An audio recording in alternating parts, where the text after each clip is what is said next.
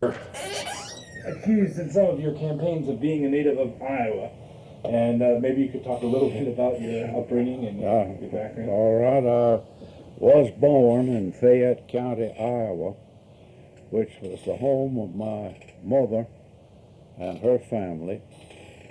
My father was a native of Glenn County, Georgia, and after he graduated from pharmacy school in Philadelphia, he went out to visit his stepfather's brother, who was a doctor in Iowa. And my father liked the country, and he started a drugstore in a little town known as Westgate, one word, Iowa. And while he was running this drugstore, my mother came into Westgate from the farm on which her family lived to see what was then the great new invention, the telephone. Okay. And they had put a telephone into the mayor's residence in Westgate, and while she was there, she met my father, and courtship ensued, and they were married, and came back to Glenn County after they were married. But my mother had 3 children and went back to Iowa to have all 3 of us, and all 3 of the children were born in Iowa. Though I'm told I came to Glenn County when I was 6 weeks old. Okay. Any particular reason why she returned to Iowa to have the 3 of you? Well, she be with her parents, Okay. and also I think she was somewhat of an unreconstructed Yankee, and maybe thought she was giving her children a better chance by having them born in Iowa than in Georgia. Okay. But in essence, you grew up in... And from then, yes, all of my childhood was spent in Brunswick, and I graduated, went through the public schools in Glenn County and attended the University of Georgia, and graduated in 1925 with an LLB degree. Okay. Did you have, well, maybe you need to backtrack a bit since you're talking about your family. What sort of political influences were there within your own family? Well, there really wasn't any political influence. My grandfather, Latimer, my mother's father, was a veteran of the Civil War, was in the 12th Iowa, and my father's father, who died when he was 15 or 16 years old, was a Confederate veteran in Clinch's 7th. So, as far as I know, they never met during the Civil War, but that was, my grandfather Latimer was a farmer, and my father's people in Brunswick had been ship chandlers that supplied ships, and that was they'd been successful in the business, particularly in the sailing vessel days when you had to supply the sailing vessels with enough supplies to last for 30 days or longer, cruise back to Europe, because they never knew just where they were going, how long it was going to take them. And there was a big sawmill on St. Simon's, that place where the Methodist Center is now, if you've been to St. Simon's. My grandfather Gowen and my great uncle James B. Wright formed Wright and Gowen Company, which supplied sailing vessels from Sapelo down to St. Mary's and with their supplies, and did their handled the ships and advanced funds to the captain to pay the crew and things. You had no particular interest in going in that line of... No, I actually,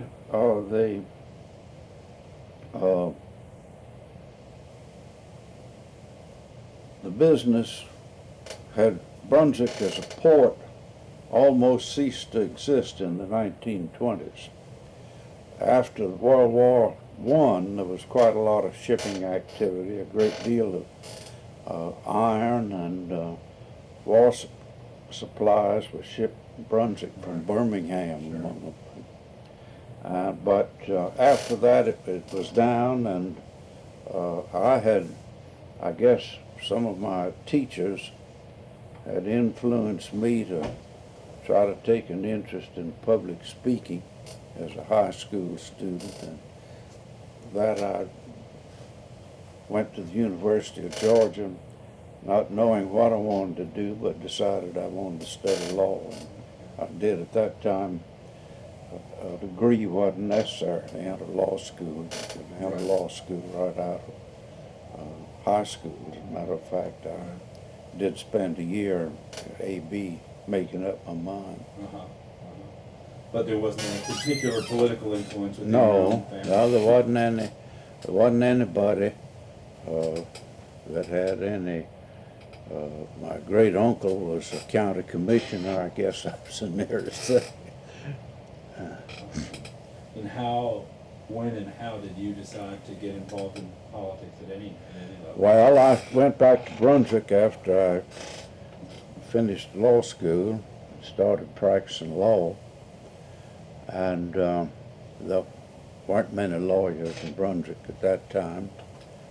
And as a matter of fact, I think the new lawyer and the previous new lawyer had been practicing about 12 years before I started. Okay. So, and I got encouraged to run for the legislature and made a race and was unsuccessful. When was That was in 1928. Okay. And then I ran again in 1938 and was elected. And then I was never defeated after I was elected in the legislature. I didn't run in 1954 when I ran for governor, but I went back to the legislature in 1956 and served until 1962. When you said you were persuaded to run in 1928, maybe you could describe... Well, it was politics then were a pretty different thing. The poll tax was in effect, and also to be eligible to vote, a voter had to pay all of his ad valorem taxes. And it was a favorite thing for the men, encouraging them to put the property in their wife's name, so if they couldn't pay the taxes, the husband could still vote. But I think the total votes cast in that first election, which I lost by 60 votes, was less than 900 votes polled in the whole election. You're saying that relates to the poll tax simply because... Well, it was a poll tax. It was restrictive. The politicians paid the poll tax for a great many people who didn't own any property. The poll tax was $1 a year, as I recall. And that was a frequent thing. In return, the people that they put on the rolls usually turned out and voted the way the people wanted them to. Was that an issue in your campaign? No, it wasn't an issue. It wasn't anything that was I was running against the incumbent, and it was purely a local fight between two local political groups. In those intervening 10 years, what kind of political activity had you? Well, I took an interest in it and helping other people, helping the lawyer that I was practicing with was county attorney, and which meant they handled the civil business of the county, and that carried with it the support of the county commissioners and the county clerk of the court and sheriff and tax collector, things of that kind. So I worked in those things, and then in 1928 there was a vacancy, and I tried it again and won. How about campaigns of the 30s, either Russell or Rivers or Roosevelt? Well, Russell was running in 1928 when I ran, and he was elected and became a good friend, although I think the lawyer that defeated me the first time I ran had been a supporter of Dick Russell's in the legislature, and supporting him, and the people that were supporting me pretty much voted for Russell too. Russell was always popular in Glenn County. Right. But and then in the 30s, were you involved in? Well, the Talmadge came on. Talmadge followed Russell. Right. And then Ed Rivers came in, and Ed was had run several times and was a well-known politician. He was a member of one of the insurance lodges, and went around. I think that pretty much supported him. That and his wife was a school teacher. Between the two, there wasn't much. The legislature wasn't a very good place to get rich in those days. The per dime was $7 a day, Okay. but you could get a room at the Henry Grady for $2, Okay. and you could eat at the S&W cafeteria for about, well, you could get breakfast for $1, and you could get a sandwich at the legislature at lunch, and then frequently a lobbyist would buy you dinner in the evening, so $7 a day was more than it sounds like. That was what it was when you entered as a freshman Yeah, in 19. $7 a day. Now I know, speaking of lobbyists, that 1939, I believe, was around the time that the Georgia Power Company was being investigated by the SEC.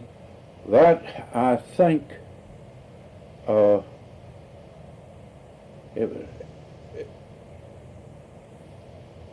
I'm not sure whether it was that time or whether it was the next session of the legislature. The legislature then met every 2 years. And the legislature didn't meet again until 1941, when, but I'm familiar with when that took place, all right. What do you recall about that? Well, it was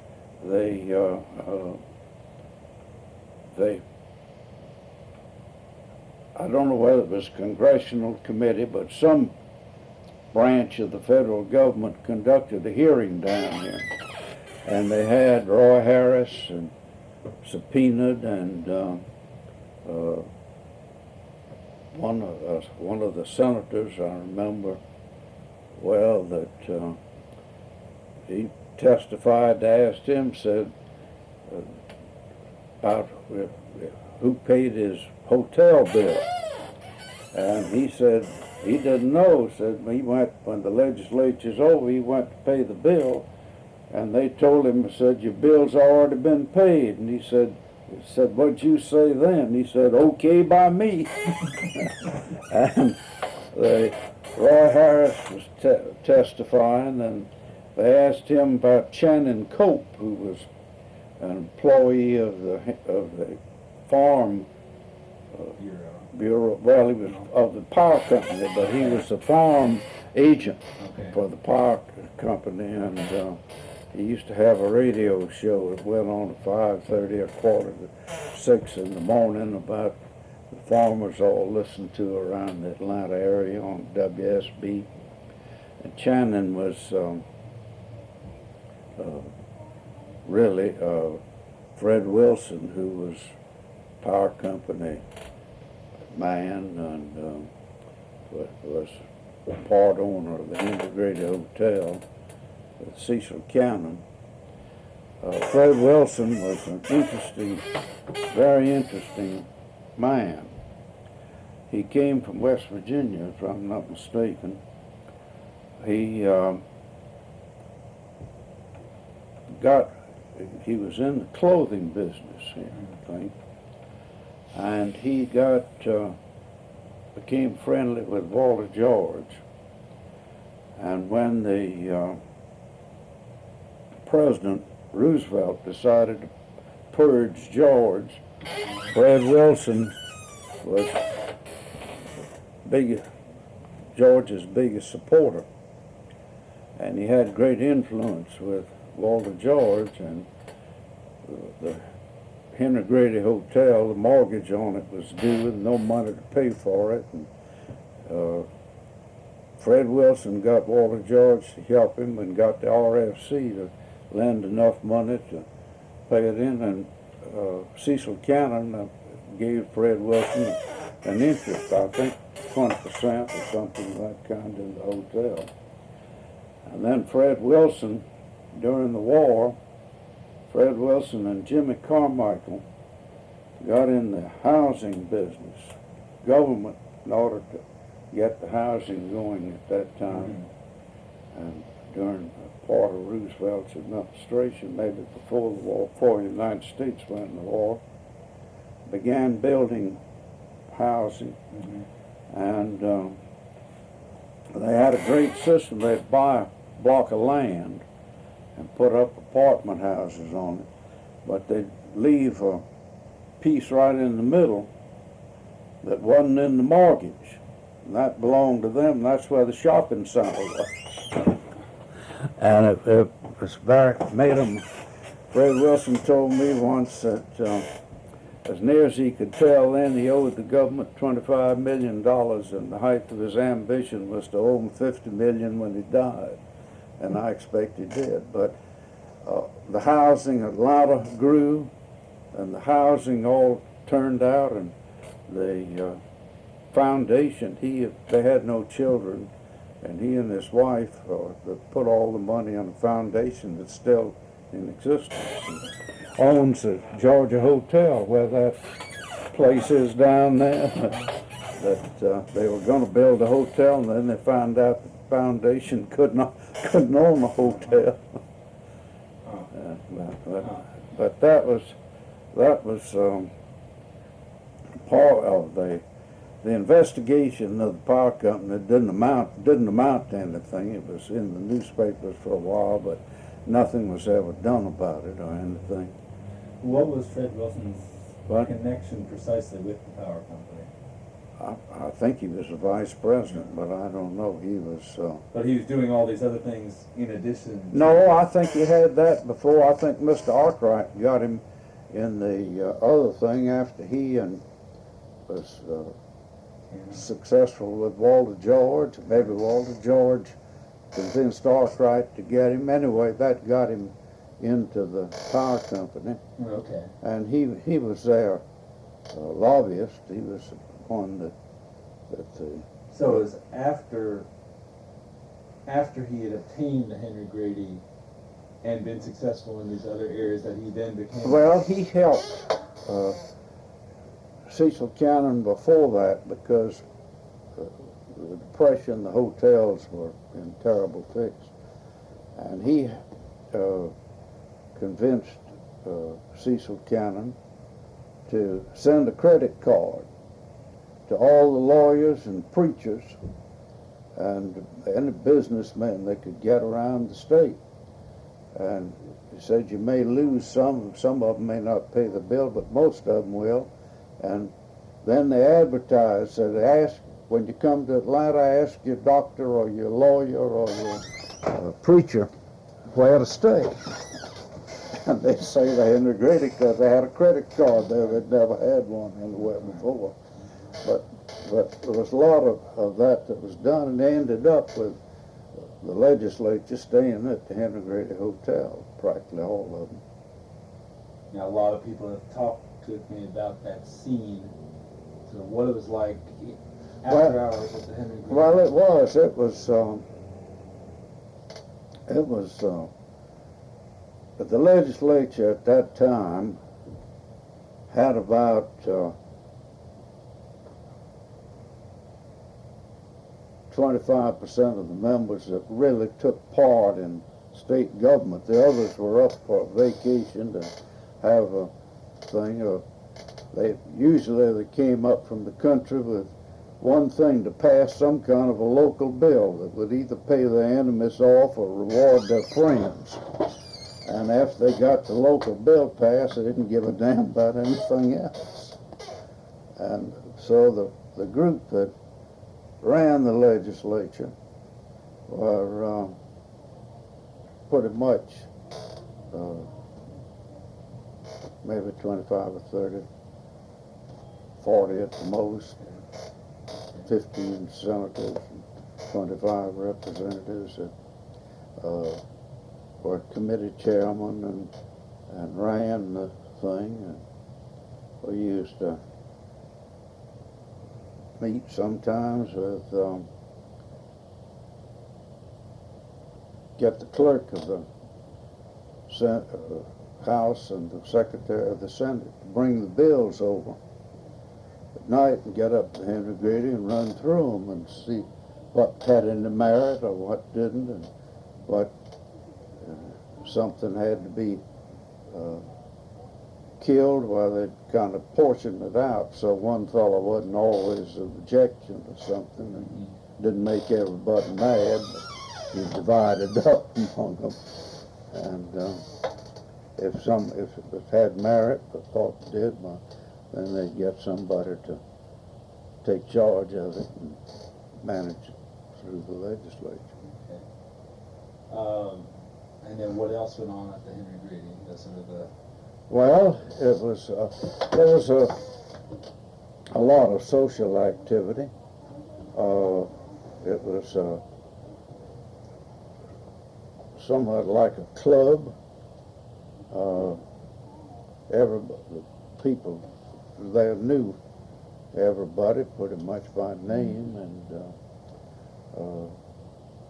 used to do it. I found that they didn't have any bill drafting thing on part of the state that time. There wasn't anybody. And I sort of let it be known that any of the members of the legislature that weren't lawyers needed to have a bill drawn or something, that I'd be glad to help them with it. And made a lot of friends and got people that would give me a vote when I wanted one. And usually it wasn't anything of any consequence. It dealt purely with their local situation. But most counties in Georgia, under the county unit system, they had a couple of factions in each county, and one wanted to win one time and one the next. And It was, Is that the case in a more urban area like Brunswick? well, it was, yes, there was pretty much the county offices pretty well ran the county until, I guess in the 50s. Okay. There was a sort of an upheaval, and there was a new crowd came in for a while, and then were out. The group that went in hadn't had much experience in government, and they didn't run it very well, and the people put them back out. Well, when you first came into the legislature, who were some of the people that kind of showed you the ropes and That did what? showed you the ropes and introduced you to Dave Atkinson, who was a representative from Chatham County, Okay. was his family were Camden County people, and had been related to been associated with my father's people, and he was an invaluable friend, and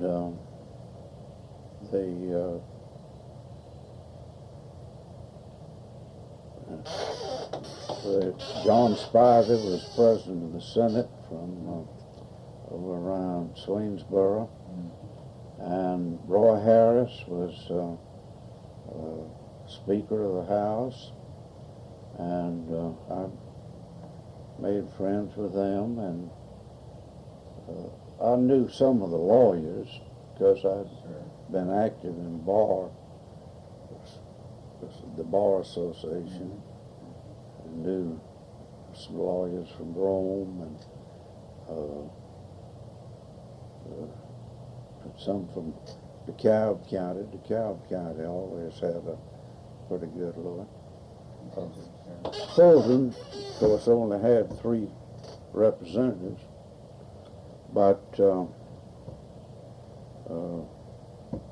Hartsfield told me once that if we got rid of the county unit system, that'd be fine. He'd like to have more weight in casting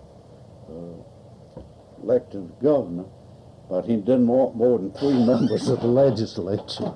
It was hard enough to keep three good ones in there then. And I've often thought of that with some of the varied members of the General Assembly that they've got now. Certainly is a varied delegation right now. Yeah. Then I gather that you got involved with the Arnold Administration. Yes, Ellis Arnold, I supported Ellis. I never supported Talmadge, largely, I guess, among other things. I never did particularly admire Eugene Talmadge, but and Glenn County was never voted for Talmadge. For Eugene Talmadge. They did vote for Herman later on a couple of times, but Eugene Talmadge, Glenn County was always on the other side. Why do you think that is? Well, Gene was focused his campaign pretty much on the Wool Hat Boys, and Glenn considered itself to be an urban county, and prior to having a school system that was with DeKalb County were recognized as being the 2 best, and you didn't elect anybody with the school system. It was run by the grand jury, and they had the old academy system. Glenn Academy, right? That had been, well, the academy system was put in the 1840s, I think, and part of the land in the cities was put, the town commons of Brunswick was given for the support of the schools. Okay. And they leased the property, and the people paid rent on the property that went into the school system. So it had public schools, free public schools before the Civil War in Chatham County, Glenn, Richmond, probably one or two others. Okay. Were you at all privy to the, well, maybe that what were your memories of the cocking affair at the University of Georgia at that time? Well, Ellis Arnold was smart enough to realize that the cocking affair gave him an opportunity to be elected governor. Actually, my understanding is that Gene Talmadge really didn't care much about cocking, but he'd done something that irritated him, or said something that irritated him. And when the Board of Regents met, when Talmadge was re-elected governor after he beat Jimmy Carmichael, not Jimmy Carmichael, can't think who He defeated,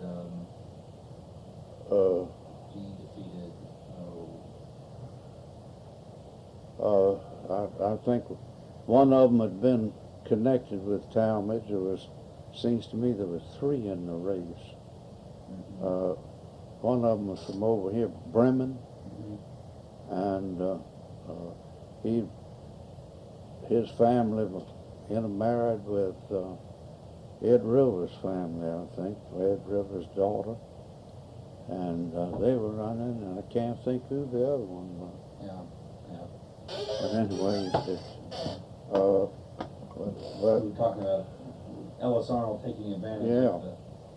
Ellis Arnold, they said that Gene Talmadge met with the Board of Regents and asked him, Mr. Governor, if there's anything we can do for you. And just kind of as an afterthought, I understand he said, well, since you asked me, you can fire that damn professor over there, Cocky. He's got no business teaching in Georgia. He doesn't stand for us. So they fired Cocking, and then the professors picked it up, and with a little help from Ellis and the anti-Talmadge faction, there was, you could say that when Gene Talmadge ran, he had 35-40% of the votes, and he had about 35-40% against him. And the other 20% really swung the election. And Ellis was smart enough, the Depression was on,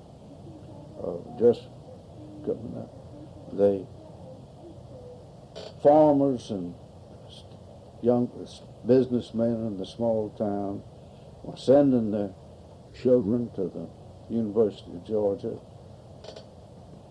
state school somewhere, and Ellis got out and tell them their diploma wasn't going to be worth anything. And that was the biggest investment they were making in educating those children. And that really was responsible for Ellis's victory. Do you have any personal memories of either the rally up here at the state capitol or the launching of you mean of the hanging Eugene Talmadge in effigy of the students? Oh no, I don't have any recollection of that. What about the start of the Arnold campaign in Noonan in 1942? The kickoff. Ellis was,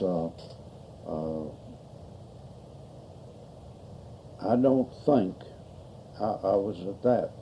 Okay. I had opposition locally in that election, and I was pretty busy at home. with it. Okay. And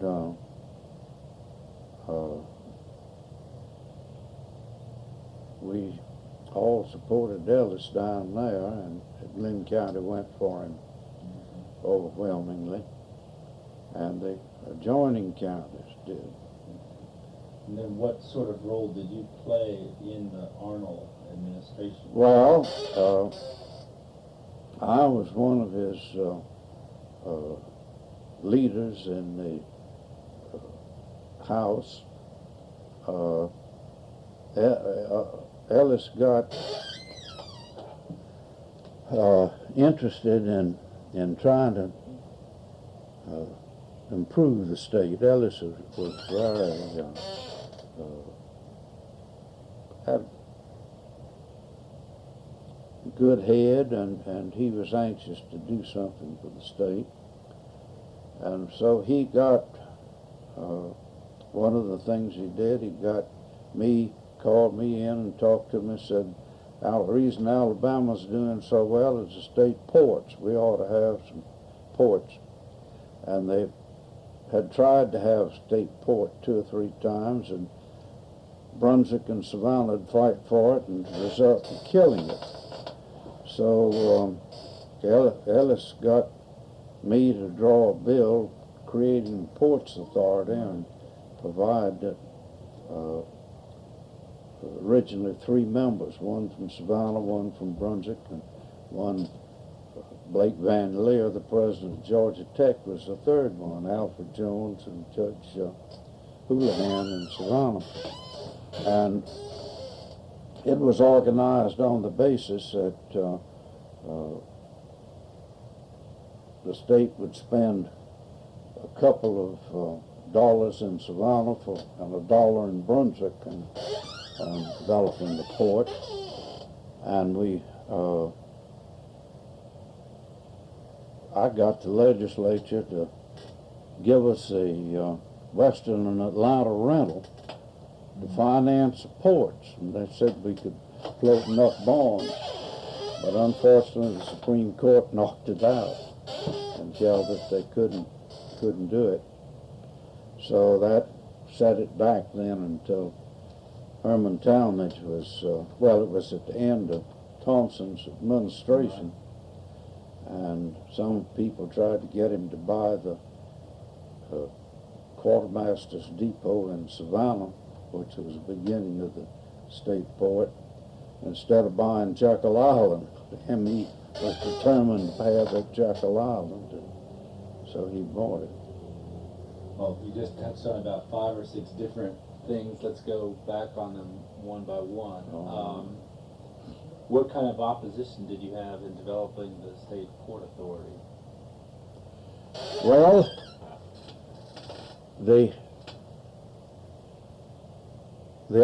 we had killed the opposition by having both Brunswick and Savannah represented on it. Okay. And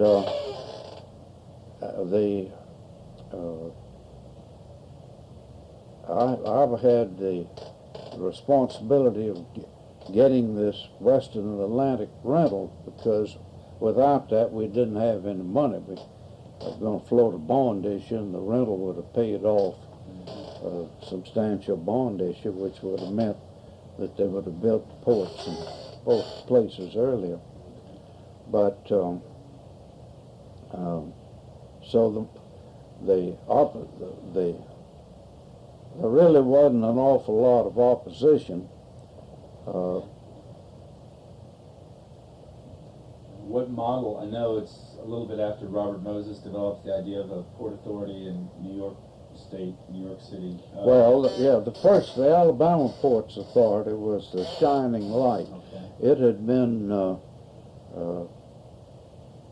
formed in the 20s, as I recall. Okay. It really got, and of course Mobile was the only port, and it didn't have a fight between Brunswick and Savannah.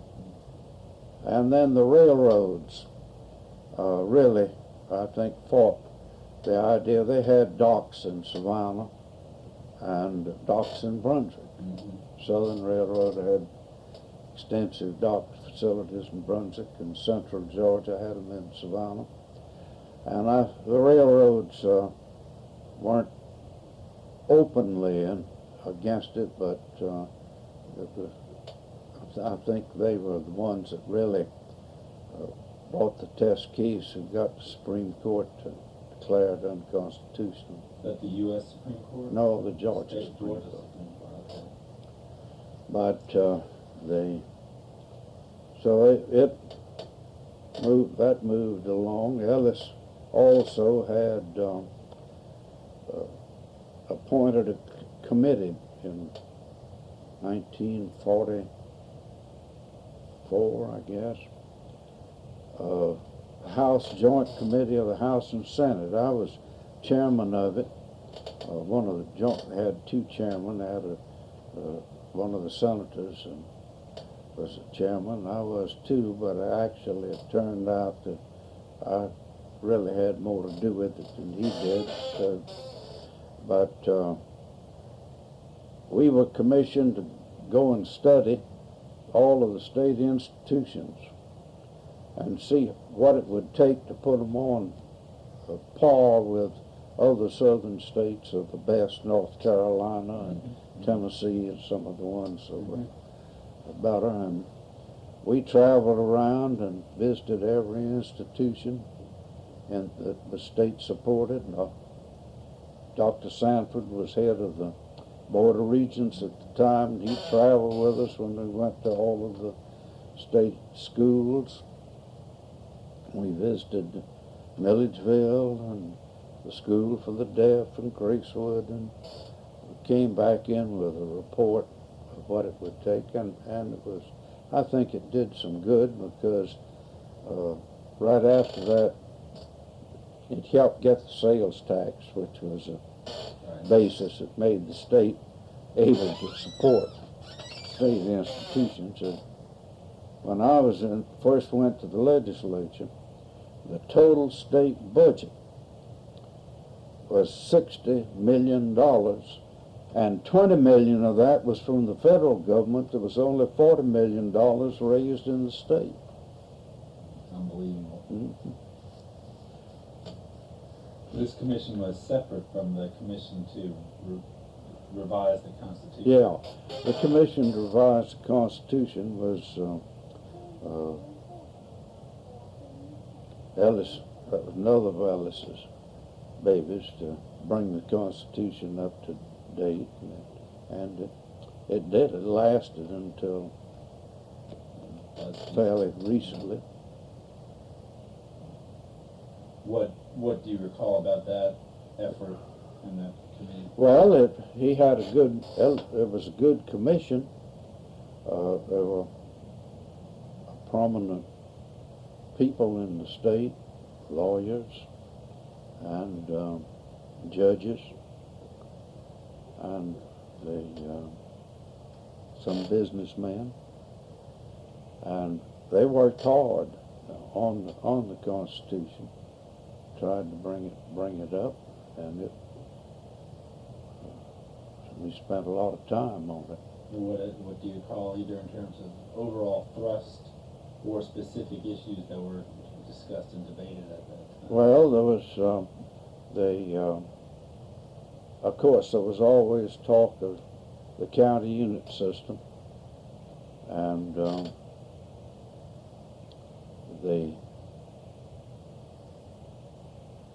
it was popular because the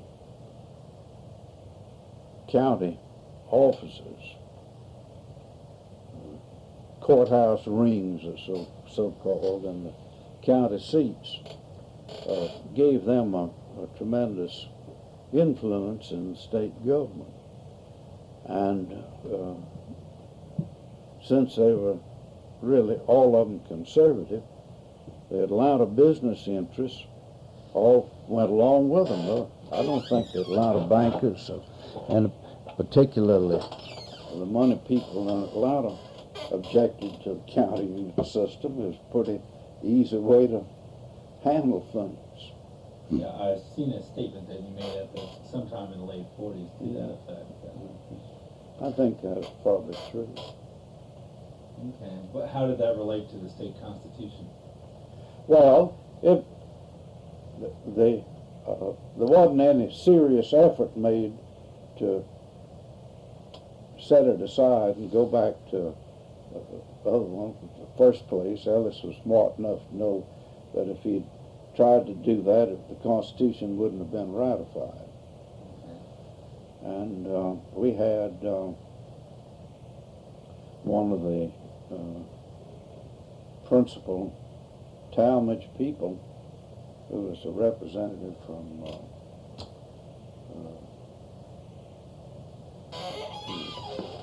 Buck Murphy's father-in-law.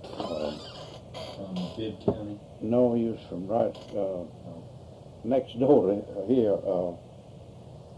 where Peachtree City is. Oh, Fayette. Fayette County, Fayette. And we convinced him that he was on the commission, and we convinced him that he ought to take the big lead.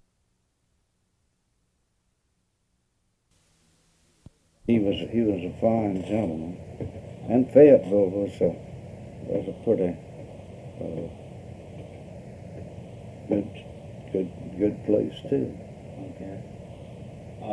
The 18-year-old vote comes in under the Constitution. Well, Ellis Arnold got the 18-year-old, but that was before. I think that was a separate constitutional amendment. Okay. That when the war began, Ellis said that they're old enough to fight in the war, they're old enough to vote, and so that was. I know Georgia was one of the first states to have that. That's right. But the other issue that I can recall in the Constitution was the white primary, or was the poll tax an issue in that, or was the white primary an issue? No, the white primary had. There's nothing, as I recall, there's nothing in About that in the Constitution. what about the poll tax? The what? The poll tax. Poll tax, yeah, Ellis got the poll tax dropped. That was his idea, and I think that was done in the Constitution. And the net effect of the revised Constitution was what, would you say? Well, I think it left the government pretty much as it was. It gave the courts more power, gave the Supreme Court more power, made it possible to incorporate the bar, and but I guess the principal thing was getting rid of the poll tax, and it left made the Board of Regents and higher education away from political favoritism. Okay. And that's a direct response to the Cochran affair and the... Well, yes, it was part of Ellis's being elected, and plus the fact that the people were worked up about the loss of accreditation for the University of Georgia. That was most of the people in state government had gone to the University of Georgia. It was pretty much weren't too many from other places. Now, of course, that's passed in 45, and 46 and 47 are among the more turbulent. Well, that's right. That was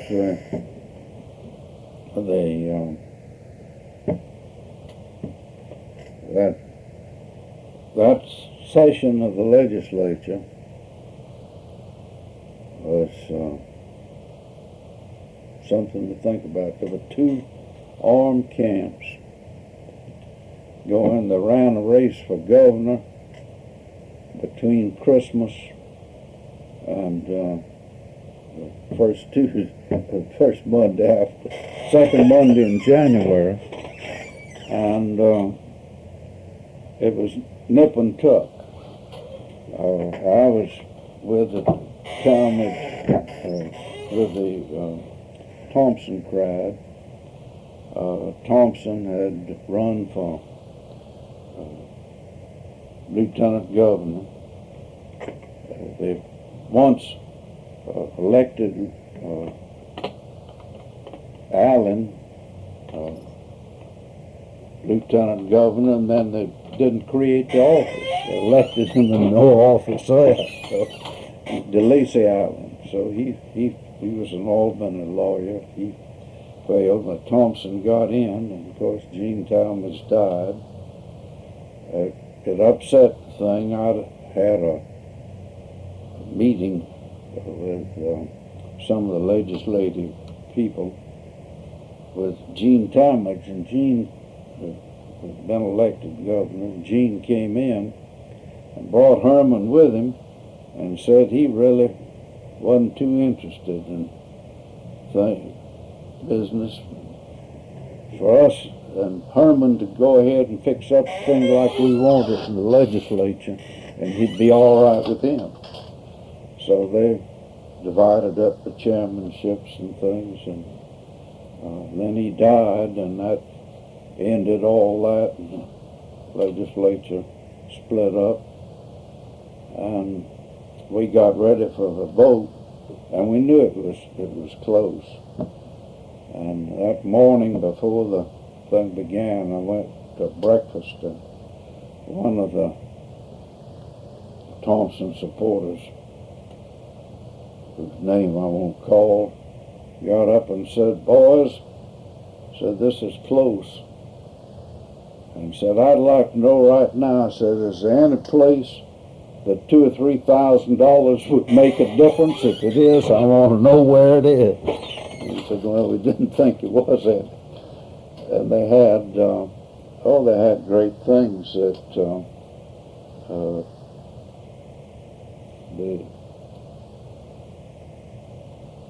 they'd come to some member of the legislature, and they'd say, "If we win, you can have anything you want. We don't for anything. You can have anything you want.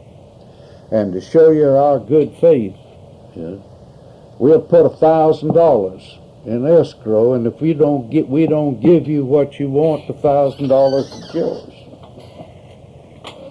And that sort of thing, I don't know how much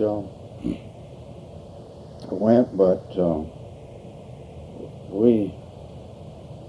Bob Elliott from Columbus was leading the Talmadge forces, and Eddie Durden and I were leading the other side. And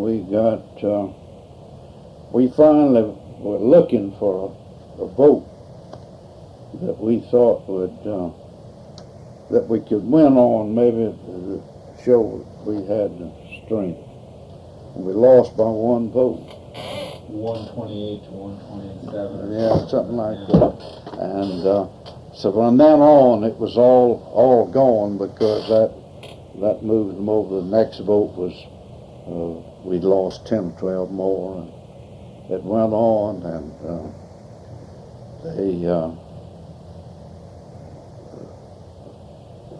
they were going with this. They appointed a commission, or committee from the legislature, to certify the vote. You see, it was all on this write-in vote for Herman. And the Telfair County vote wasn't in that. And I don't know where it was. And Carmichael was ahead, above Herman. And they had an awful time. They finally found the Telfair vote and brought it in, and that put it over, which always, because the papers later found out that out of this precinct down there, they'd voted 100 votes more than they had registered voters. But it was And it went on that night, and they elected Herman and swore him in as governor about 2 o'clock in the morning. And the Capitol was filled with people that had come up, about half of them drunk. And they appointed a committee to take Herman down and put him in Ellis Arnold's place. And Ellis Arnold and Holcomb Perry and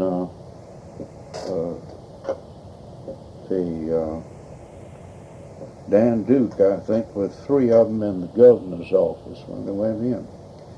And the door was locked, and they broke the door down. And when they did, Dan Duke went out of the window. And Holcomb and Ellis stood there, and Ellis told the thing that you and the usurper, not governor, and so forth. And so Roy Harris then really did a great thing, I think, for the state, because that crowd could very well have done something bad to Ellis that was down there. And Roy stepped up and said, now, wait a minute, now we've got our point. We've elected this man. We don't want to have anything going on here. Go on out now and leave Ellis in here. And when they did, Ellis left and went down. He'd already moved his family out of the mansion and thing.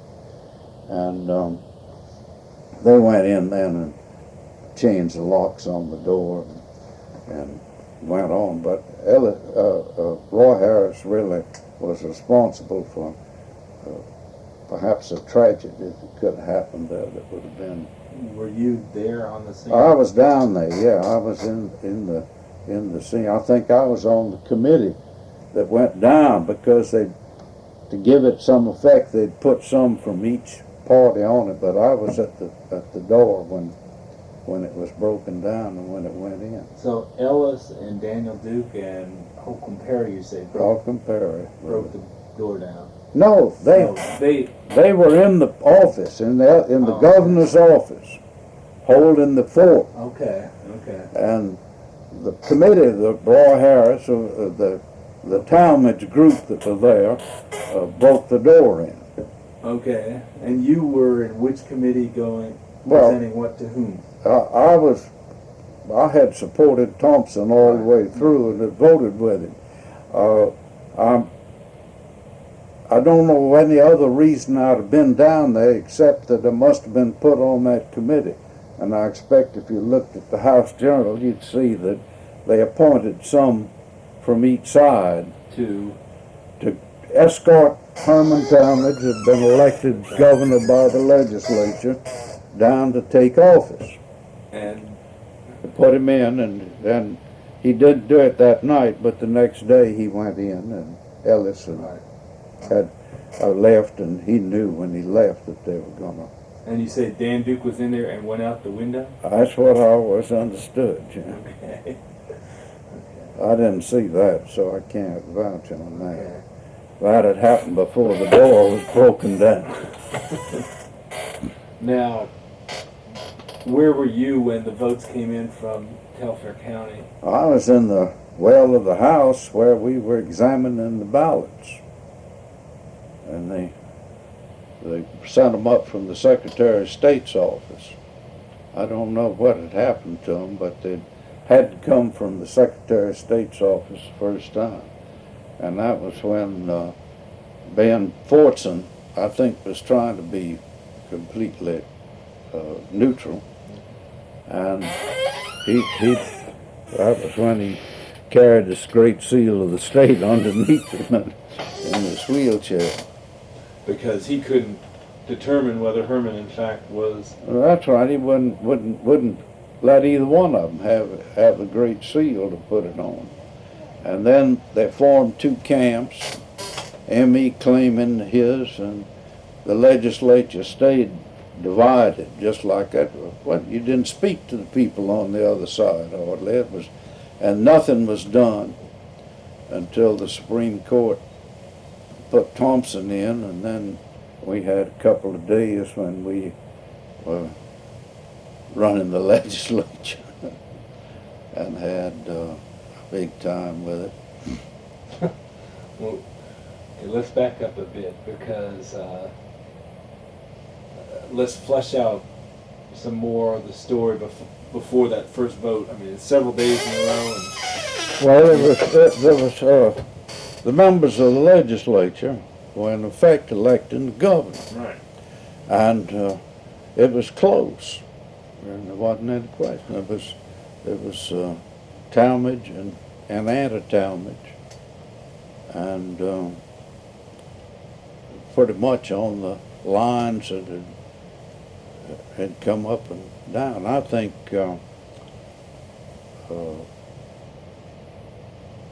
Talmadge had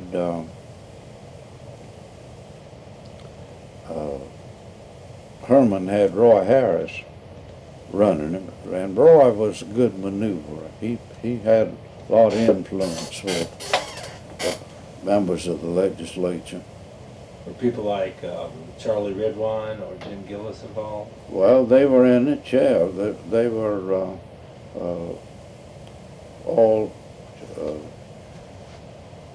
all known Talmadge people. Although Jim Gillis hadn't been Talmadge Right. until up to that time. Right. He had been in Arnold's camp, if I'm not mistaken. Well, he had, Before yeah. that. He'd been very good. Yeah. Now, you described that one breakfast meeting. Maybe you could describe other tactics and strategies used on that vote Well, by either camp. there was it was a question of, well, you had meetings and you in effect called a roll, and they assigned people to go try to get somebody to change their mind, to bolster up what we had. It was I mean, I've heard, of course, these stories of people being plied drinks to raise their hands, during the session, and what other kinds of things of that. I don't think there was the drinking.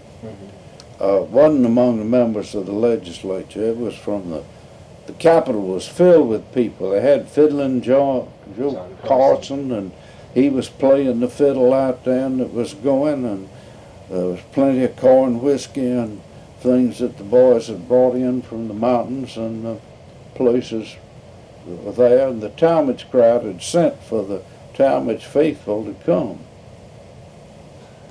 Yeah. In 1988, it's kind of hard to picture the scene, really. Well, it was. I tell you, it could have been an explosive thing in the Capitol. It could have been something that the state would have regretted for many years. And I've always given Roy Harris a credit for controlling the Talmadge crowd. And Roy was new in the Talmadges. Roy fell out with Ellis because Ellis wouldn't let Roy run for governor, wouldn't support him. And Ellis got Bill Morris to run against Roy and defeat him in Augusta. Bill Morris was a newspaper man down there. And Roy never forgave Ellis for that, of course. Why did Ellis do that? Well, he was mad with Roy. He and Roy fell out because they wouldn't agree That Roy would succeed. that Roy could run. Okay. And that was question of whether Ellis could. The big question was whether he could run again. They had that, and that was Then Roy defeated Ellis on that vote. Okay, and then Ellis turns and does not promote Roy. Then he got Bill Morris to run against Roy and beat him for the legislature, which took away Roy's source of power, political power. Then how did Jimmy Carmichael emerge as the... Well, Jimmy Carmichael had been a prominent member of the legislature from Cobb County, and was very popular, and he made a hell of a fine race. He got the majority of the vote, the popular vote, but he lost under the county unit system. Now, if I'm not mistaken, Ed Rivers ran in '46 as well for governor. Do you recall anything about that? Well, this was in the 50s. No. Well, 46, yeah. Yeah. 46, yeah, he ran, and as I recall, I think he ran, but the race was pretty much Carmichael and Talmadge, but he may have taken one or two of the counties that Talmadge couldn't carry down in South Georgia. Right, sure. Now, Carmichael, after Gene dies, what is his position on all of this? He declines to be elected under those circumstances, right? Is that... No, he could.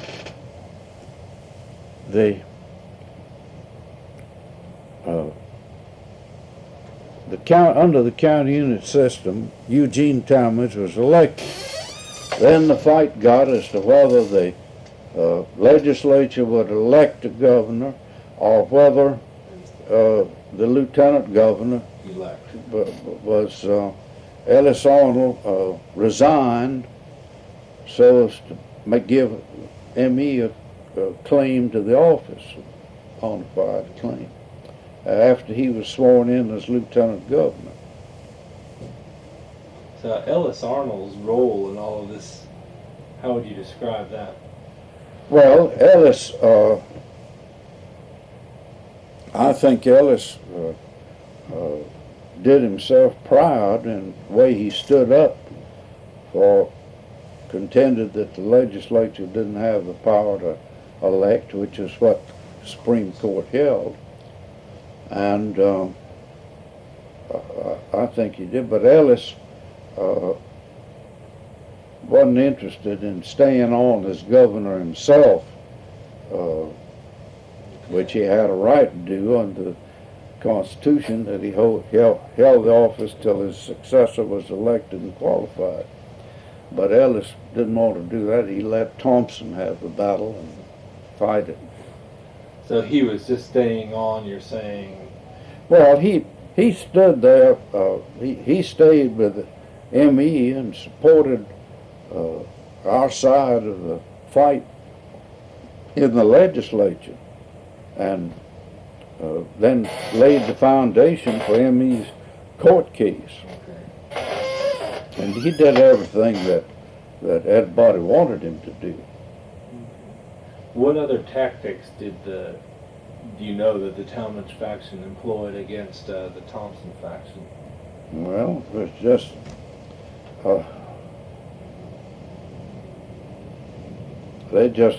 guess they just did a better job of handing out the plums than we did, maybe. Convince. Well, the members of the legislature,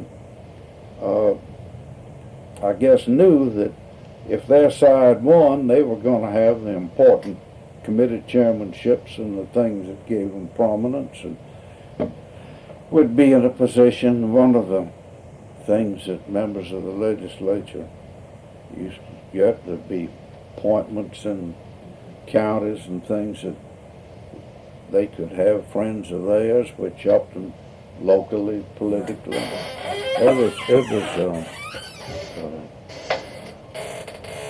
And I guess the fact that Talmadge had won the election before, wasn't any question about the fact that Talmadge had won under the county unit system.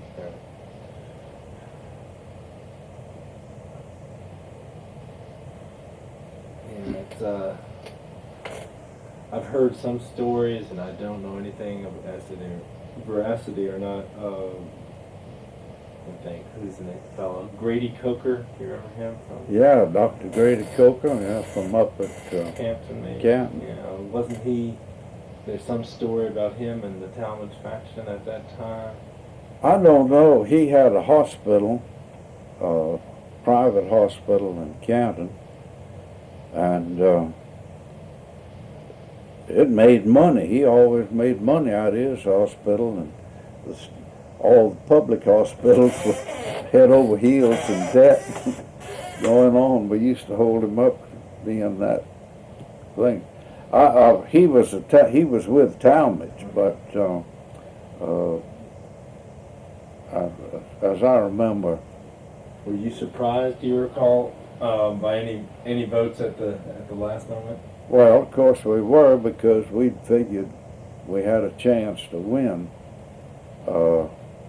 There were some that we felt had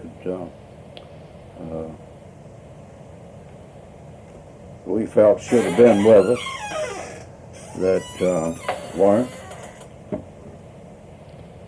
But it was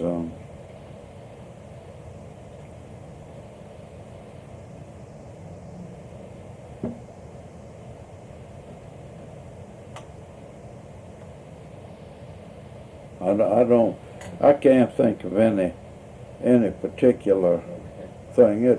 It was nip and tuck right up to the time. If we'd gotten the other vote, well, it would have gone the other way.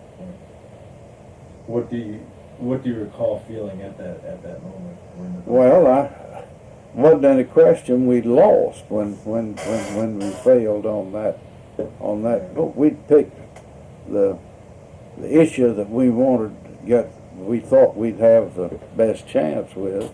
The issue, as I recall, was an amendment that the general election results would be published before any other business of the legislature. Is that? I don't remember. I don't remember what it was. It wasn't anything of any great moment, but we felt we had the best chance on that question, because we were waiting till we got an issue. Now the state guard and the National Guard were also all around the Capitol too. No, well, the National Marvin Griffin was head of the National Guard, and Marvin was with the Talmadge people and went with them. And that, of course, left Ellis without the National Guard to protect him or support him. But we knew that Marvin was with them. What kind of presence did they have up there? What kind of presence did the National Guard? Oh, I don't think the National Guard was there at all. I don't think Marvin had the National Guard there. I don't know. I don't remember. No, I don't think so. I think Marvin, when he came back, he'd had a great war record in the South Pacific. And he came back, and Ellis wanted to do something, he'd been Ellis Arnold supporter in the previous election. And Ellis put him in, but Marvin was so bill of goods on the fact that Roy Harris and Herman were going to win. Okay. He picked them to win and picked the right side. And then what follows for those couple of months before the courts? Well, it was just two armed camps. The legislature didn't do anything. And there was a lot of maneuvering around. Robin Clay cashed one of M.E. Thompson's checks one time, just that upset Herman's crowd. Robin was with us, and they had things like that would go on. Each side was trying to get something. And actually, each one was running state government without having any power of the state money or the state treasury or thing that was. What is the story now about cashing a check? Robin Clay? Robin Clay at the Fulton National, which was where Bank of the South is now. Robin was one of M.E. Thompson's supporters. He was with us. And M.E. issued a check to for some amount. Anyway, it was sort of, I think we knew that Robin would cash the check if it was issued, $5,000 or $10,000 or something. And whoever got the check took it down there and he cashed it. And the papers picked it up and ran it on that we had it, and Herman they were all upset about it and threatened to remove the state funds from Robin's bank and I forgot about it. But it was one of the few things that we did that irritated them, the other side during that period. And then the rumor began to seep out that the Supreme Court might act as they did. Well, I know that Herman claimed that Ellis Arnold knew in advance how the court would decide. Well, I don't think they did because there were some members of the court belonged to the Talmadge forces, and some were the anti-Talmadge people that had come along. But I don't think anybody knew. It was 4-3, as I recall. And Ellis had appointed Tom Candler. I don't remember which. I think Tom was with the Talmadge crowd, though, vote. I think it was. There are a few other Arnold appointees. Yeah, well, there were some appointees, and some of them were Talmadge appointees. But so the court rules after the legislature is over. Oh yeah, no, the court ruled before the legislature adjourned, about 2 or 3 days, and Herman abandoned the office, got out. Roy again talked Herman into surrendering gracefully and saying that the courts had spoken and that he'd run and defeat him, which he did. And we appointed a committee that went up and led Thompson down to the office and got on the newsreels around the country. And that was about a day. Then the legislature hadn't done anything. But Eddie Durden and I sort of moved into running it for the last day or so. Which meant what? For Nothing except we just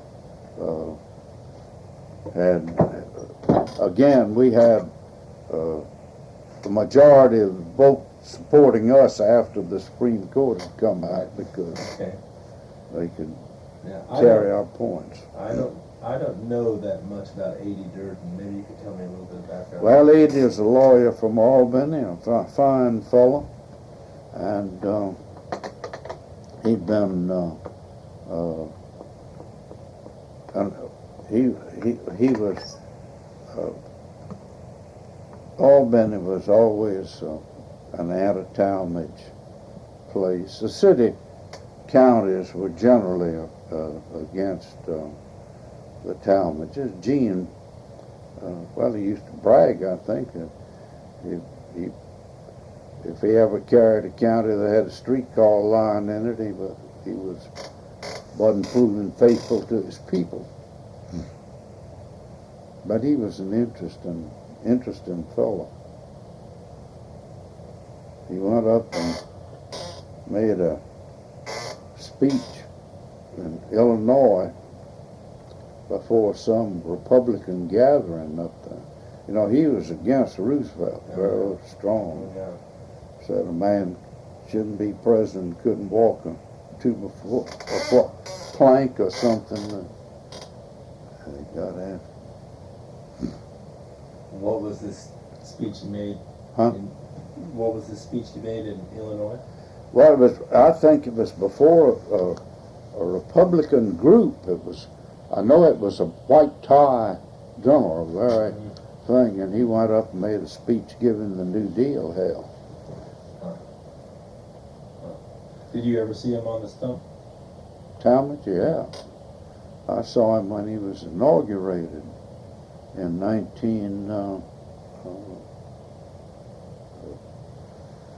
end of Ed Rivers' administration.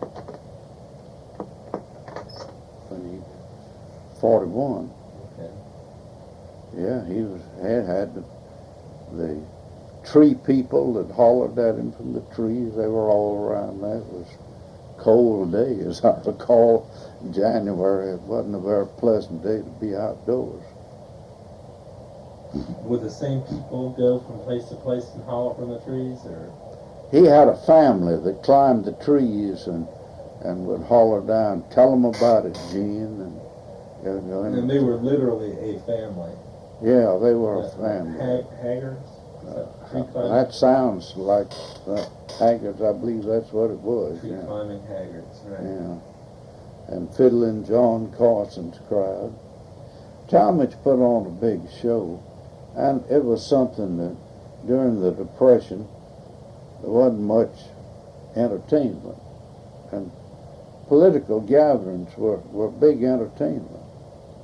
And Talmadge used to get 5,000 or 10,000 people. It was something unheard of. And very well choreographed, I understand, too. Well, they came, they'd send the word out, and the people came, and there was a gathering, and there was entertainment, and it was a field day. And Talmadge would only have 3 or 4 of them, and he'd put, Talmadge always had the support of the textile people, because he put down the unions when they were going, locked them all up, and sent the National Guard down to lock them up. 34. Yeah. So that's Ted Forbes of the Cotton Manufacturers Association. Well, Ted Forbes was worked for the Manufacturers Association, but the Callaways were the principal ones of the Talmadge's friends, and they were loyal to him forever after that. But then that was a great thing. He broke the strike for him. Calling in the National Guard. He called out the National Guard to go down and locked up the picketers and put in a concentration camp, I think. Fort Mac, yeah. Yeah. Well, then after 47, after the legislative session ends, obviously everybody gears up for the next gubernatorial race. Yeah, 48. that's right. That was one that never did get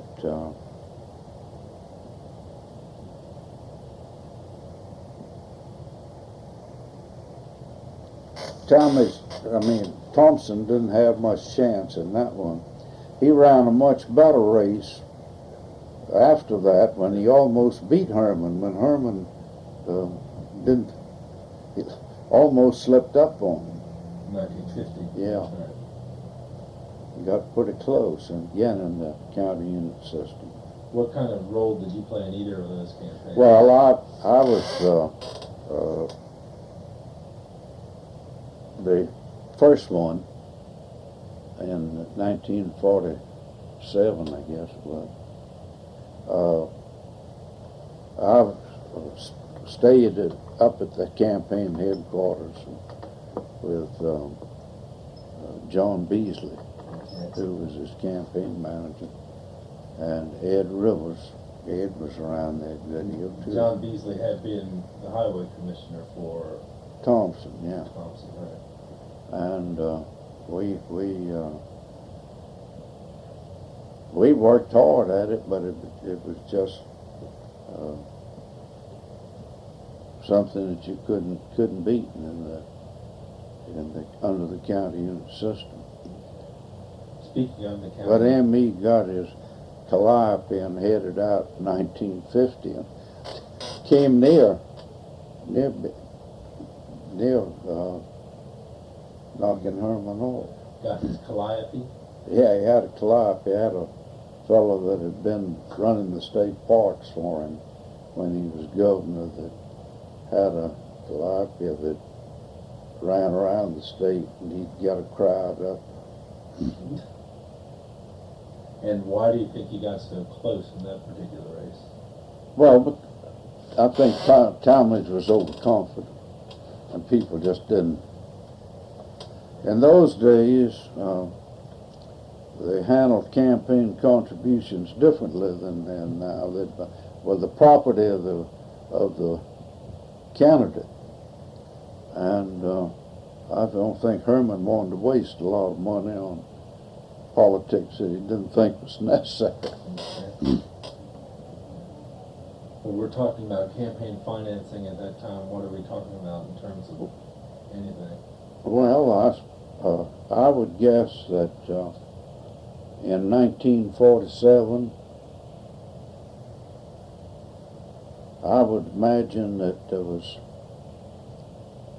$600,000-700,000 spent on both sides. I mean, between the two.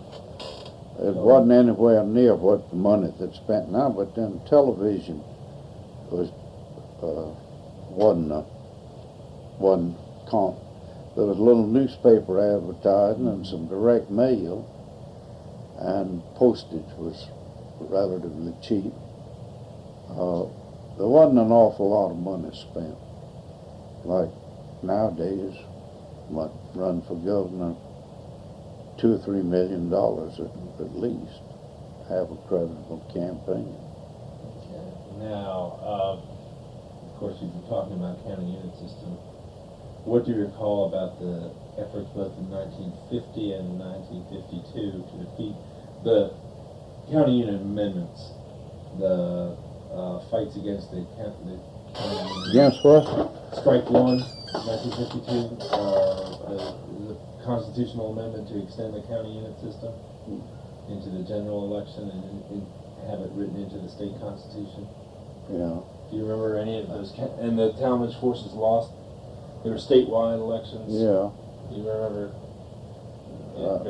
Well, I remember that it was coming, but at that time, I think the general feeling was that the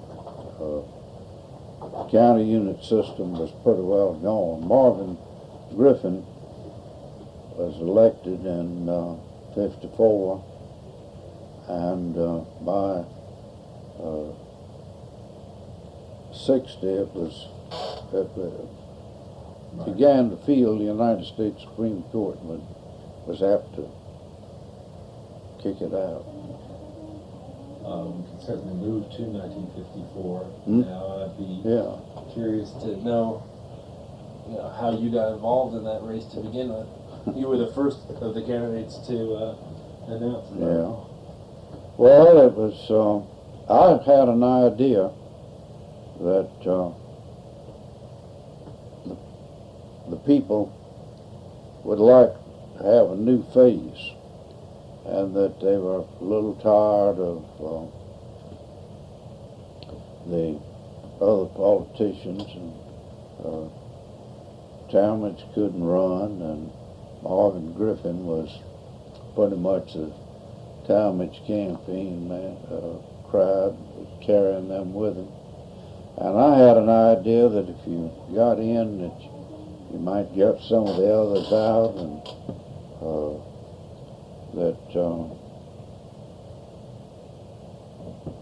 Thompson, I thought maybe if I got in, Thompson wouldn't get in. But I was wrong. Because he got in. Yeah, he got in. And Fred Hand got in, and Tom Linder. Right. So you would have made 5 candidates. 5 candidates, yeah. And it was after I once got in, you were pretty much, you had to stay with it then. And it was interesting. We got had a great campaign in the cities where we had television. But television again was in its infancy. At the talkathons, we'd have maybe an hour of television And then coverage spread over the day. that day, 24 hours in case, 26 hours in case of the one in Atlanta. Right. But and the radio carried it along. But more people listened to the radio those days before the television. How did that idea of the talkathons emerge? Well, there was it was tried in Alabama, and I went over to Montgomery and watched one, and there was a fellow, he didn't win over there. A man won in Arkansas. It was the first one. Okay. And there were some people in Miami that had conceived the idea of having it going. And so they all thought, well, that was the only chance we had. And so the people in Brunswick got up the money to, I think the first one cost $15,000, something like that. But principally for television and for fees of these people that were putting it on. But it went over so well, and we raised almost as much money as we spent. And there was actually paid in. There was a lot more subscribed than paid in. But, and then we took that and went to Macon and put one on there, and then took the money from Macon, went to Augusta to Savannah, Savannah to Columbus, and everywhere they had television.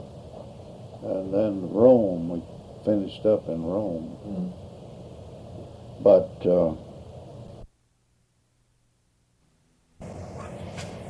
I think I owed about $10,000 or $15,000 when the campaign was over, and which I paid off in the next year. How did you prepare for the marathons? I mean, that's a Well, talkathons. You knew a lot of the questions that were coming in. If they'd group the ones dealing with segregation and so forth, so you didn't have, that was the majority of the questions. How are you going to get around the Supreme Court? And then if they had one that they thought might cause me trouble, they'd sort of pass it down to me and then put it on the air a little later, give you time to think a minute or two, but most of it was ad-libbing. And then in the middle of the night, we had about a bank of telephones that would light up about 6, 8. And if we only had one radio station going, and paid them $100 for WGST to keep us on the air from midnight till 6 o'clock the next morning. And it was every now and then they practically weren't getting any questions. And they'd announce that for the next 15 minutes I'd answer the phone myself. and all those lights would light up, and be surprised how many people were sitting up listening to it. Wanting to talk live to Yeah, gubernatorial candidate. so that was, How did you prepare yourself physically? well, That's it. it was less arduous than I thought, really. I dreaded it, because nobody knew what was going to happen or what it was going to do. And Good God. so, we won in Atlanta.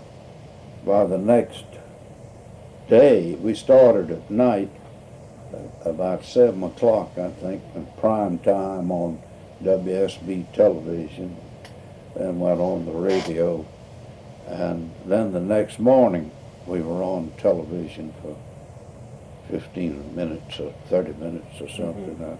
I got a barber from the Henry Grady Hotel to shave me, and on the thing, and Bob was answering the question. And then all of a sudden the street out in front of where the thing was began filling with people, and stayed around all day to see if I could keep going. It was a lot easier than I thought it would be. I noticed in that first one in Atlanta, you fielded some 1,500 telephone calls during the 24-hour period. They got one, that's when Roy Harris got up, the Atlanta papers were committed to supporting Fred Hand editorially, and they did. But Roy Harris came out with his favorite one, that a lot of newspapers were supporting Fred Hand on the editorial page and Charlie Gowen on the front page.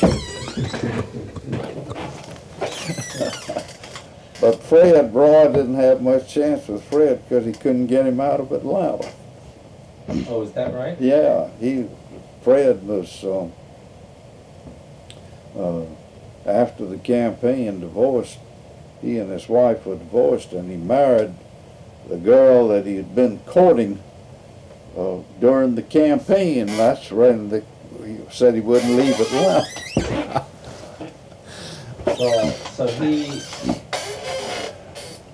So Roy Harris was in the Hand, Roy Harris was Fred Hand's campaign manager. and Jim Gillis, I know, was Tom Linder's, working Tom Linder's campaign. I guess it was, yeah.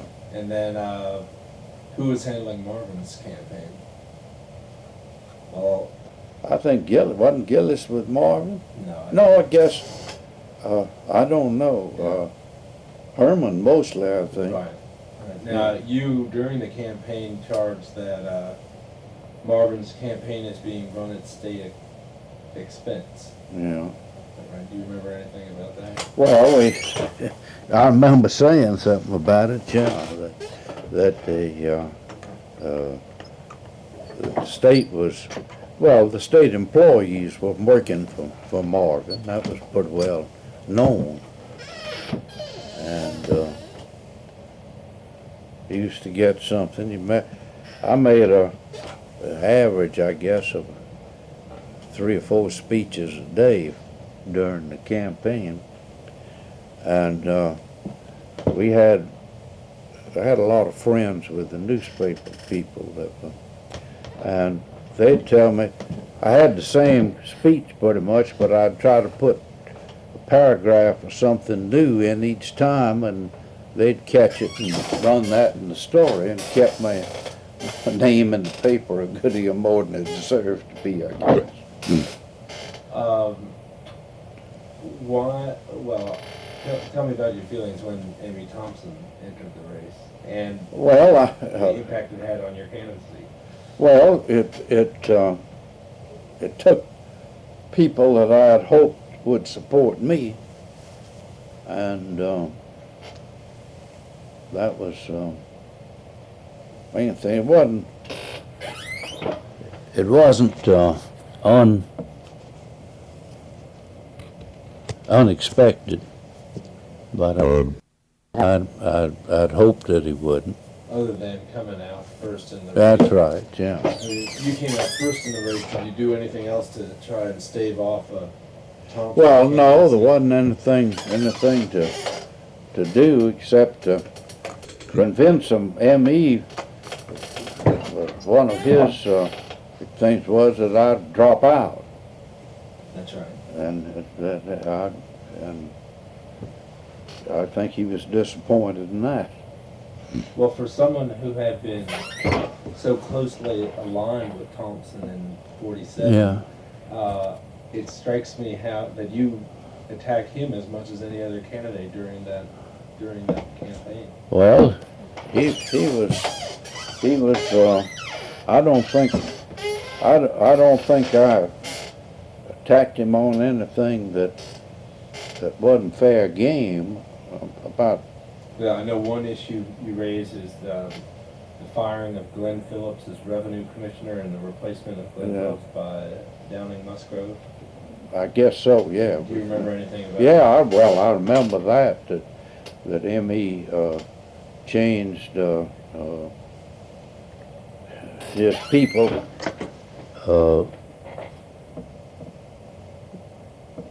I remember that. That was Ed Rivers. Got him to do that. Down in Musgrove was Ed Rivers. Old protege. Friend, yeah. And then there's a whole other issue which doesn't come up today in political campaigns very much, the whole issue of liquor interests. John Horace Bowen and liquor interests, and their impact. Well, John Horace Bowen was the liquor people. Well, in those days, to raise $100,000 or $200,000 or whatever it cost to run the campaign, the money came from two sources: the liquor people and the road contractors, and they were the ones that had the money. And unfortunately, my campaign didn't get any support from either one. So the liquor interests really were a sizable. Well, they were probably good for. I assume they gave each side. I suppose they were good for $50,000 a side. How did they become so directly interested in campaigns? Well, they were interested in keeping the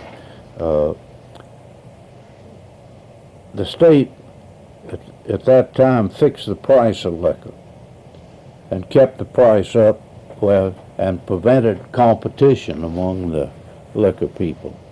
The state, everything had to go into a state wholesale house and have the tax paid on it and come in. That it controlled the prices. I've got to go in about 10 minutes.